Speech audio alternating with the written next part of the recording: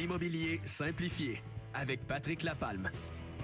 Oui, certainement. Patrick Lapalme de l'équipe Patrick Lapalme de Remax Prestige. Bon matin, Patrick. Salut Sylvain.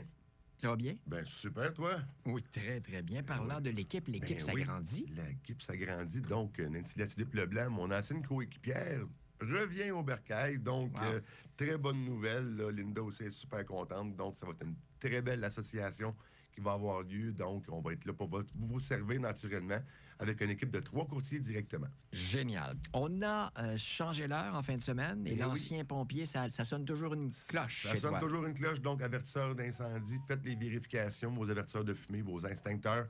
Regardez vos dates aussi de péremption parce que les détecteurs de fumée sont valides pour une durée de 10 ans. Vous pouvez en avoir aussi des fixes dans la propriété. Encore là, durée de 10 ans sur le système électrique. Assurez-vous de regarder à l'intérieur. Vous allez vraiment avoir toutes vos dates. Faites vos changements. C'est super facile de vous être surtout en sécurité. Ben oui. Tu me parles de conditions ce matin dans les offres d'achat. Effectivement. Donc, ce matin, les conditions, naturellement, des conditions avant de les établir, il est très important de connaître notre client. Donc, d'autant plus l'importance d'avoir notre contrat de courtage acheteur avec notre client pour bien cerner ses besoins et lui donner un service impeccable selon vraiment ce qu'il veut faire comme usage avec la propriété.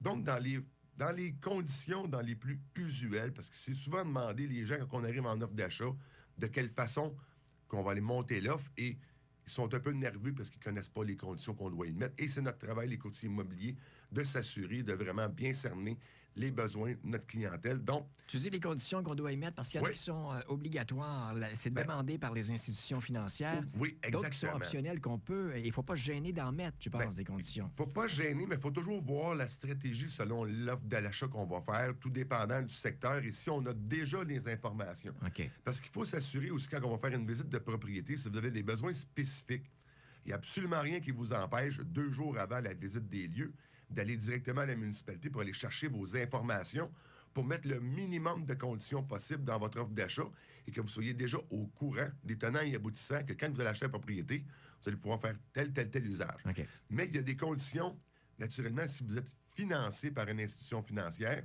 qui sont obligatoires comme la première, le test d'eau potable. Donc, si la propriété n'a pas d'eau potable à fournir à l'acheteur, l'institution financière ne prêtera pas les sous pour la propriété. Donc, c'est une première chose vraiment intéressante à savoir.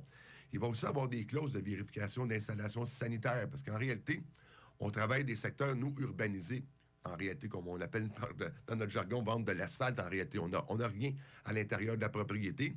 On est desservi par Aqueduc et les égouts, mais quand on s'en va avec des propriétés avec des puits artésiens, puits de surface, pointes filtrantes ou des systèmes d'épuration des eaux, donc, il faut vraiment s'assurer que ces systèmes-là sont toujours opérationnels et qu'ils ont une valeur aussi ajoutée à la propriété. Donc, qualité de test d'eau potable, naturellement, l'institution financière, même si vous ne l'avez pas rentré en condition, ils vont nous le demander implicitement si c'est un achat financier naturellement.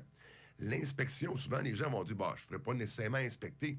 Mais là, les institutions financières vont commencer à demander une inspection malgré le fait que vous n'en avez pas demandé dans les cas des ventes sans garantie légale au risque et péril de l'acheteur. Donc, préparez votre client à dire, vous ne voulez pas mettre cette condition-là, mais si l'institution financière vous le demande, il va falloir allonger les délais de votre transaction pour aller faire entrer une inspection à l'intérieur de la transaction. Il faut vraiment s'assurer que le courtier avec lequel vous allez travailler connaît aussi le secteur pour voir, ici, on a une fosse septique, ici, on a un puits, pour qu'il puisse connaître ces particularités-là et vous mettre des conditions et vous guider sur son bon fonctionnement.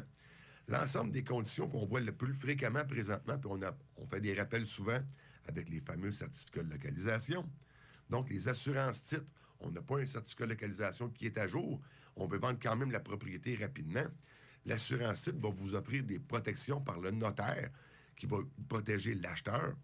Dans ce cas-là, qu'on va mettre des charges, soit, vu qu'il n'a pas été préparé à l'avance, le certificat de localisation va être à la charge du vendeur, naturellement, va être remis à l'acheteur quand il va être prêt, mais l'assurance titre va être payée par qui?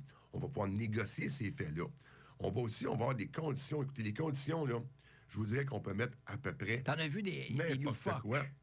Bon, mais j'en ai vu des loufoques, et la plus belle, pour vous donner un peu l'exemple, qu'on peut aller loin, j'ai déjà mis une condition de vente d'un chien dans une propriété.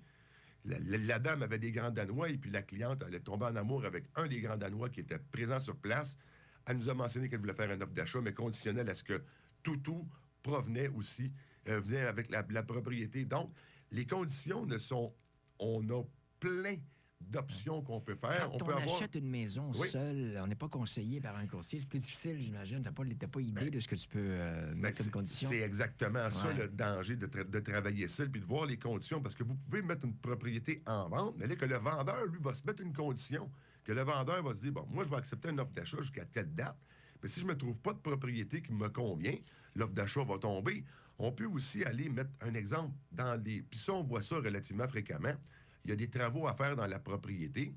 Et là, ben, l'acheteur va dire, parfait, on va négocier le prix en conséquence. Et notre vendeur va faire les travaux avant que l'acheteur va rentrer à l'intérieur de la propriété.